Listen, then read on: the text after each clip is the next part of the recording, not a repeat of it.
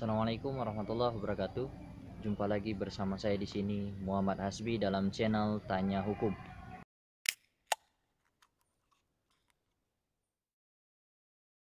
Assalamualaikum warahmatullahi wabarakatuh. Selamat datang bersama saya di sini Muhammad Hasbi dalam channel Tanya Hukum. Hari ini kita akan membahas tentang hukum perdata dan hukum pidana. Apa sebenarnya hukum perdata dan hukum pidana, dan untuk apa kita harus tahu tentang kedua hukum ini? Jadi dalam hukum ada yang disebut dengan hukum publik dan ada yang disebut dengan hukum privat. Hukum publik adalah hukum yang mengatur tentang individu dengan individu agar setiap orang bisa menghargai hak orang lain. Jangan sampai satu orang itu melanggar dari ketetapan hak-hak orang lain.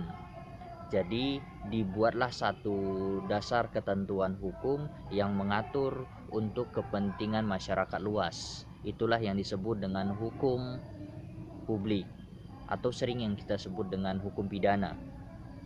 Tujuannya adalah untuk mengatur ketertiban negara, ketertiban masyarakat yang ada di sekitar kita ini. Lalu ada yang disebut dengan hukum privat atau hukum perdata, yang mana hukum privat ini mengatur tidak khusus kepada seluruh publik, tapi untuk menjaga kepentingan-kepentingan tiap-tiap individu, sehingga dibuatlah hukum perdata atau hukum privat. Jadi pada saat kita mengalami suatu masalah hukum, kita harus tahu ini ranahnya pidana atau perdata. Karena pada saat ranah perdata kita adukan ke kantor polisi, ke tingkat pidana, maka polisi tidak akan mau menerima laporan kita. Mungkin itu saja singkat dari saya mengenai hukum perdata dan hukum pidana. Silahkan subscribe channel Tanya Hukum. Assalamualaikum warahmatullahi wabarakatuh.